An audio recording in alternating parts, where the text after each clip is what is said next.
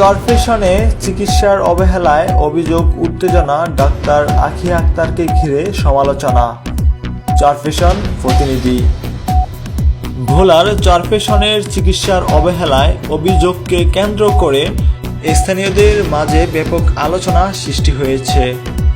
সম্প্রতি এক মা ও নবজাতকের মৃত্যুর ঘটনায় স্থানীয়ভাবে দাহেল আঙ্গুল উঠেছে চিকিৎসক ডক্টর আখি আক্তারের দিকে।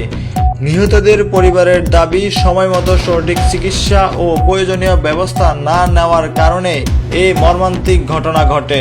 স্বজনদের অভিযোগ, প্রসবজনিত জটিলতা নিয়ে রোগীকে হাসপাতালে ভর্তি করার পর অবস্থা অবনতি হলেও দ্রুত উন্নত চিকিৎসা কেন্দ্রে পাঠানো হয়নি। পরে মা ও নবজাতক উভয় মৃত্যু হলে স্বজনদের মধ্যে উত্তেজনা ছড়িয়ে পড়ে।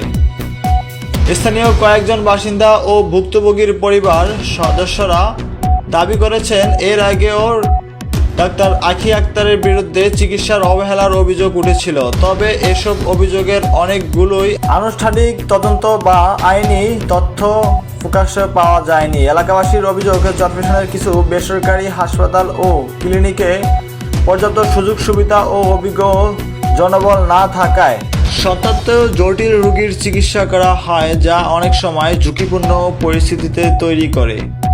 এই ঘটনায় স্থানীয়দের মধ্যে ক্ষোভ দেখা দিলেও হাসপাতালে এলাকায় উত্তেজনাকর পরিস্থিতি সৃষ্টি হয়। অনেকে সামাজিক যোগাযোগ মাধ্যমেও ঘটনার সুষ্ঠু তদন্ত ও দায়ীদের বিরুদ্ধে ব্যবস্থা নেওয়ার দাবি জানিয়েছেন।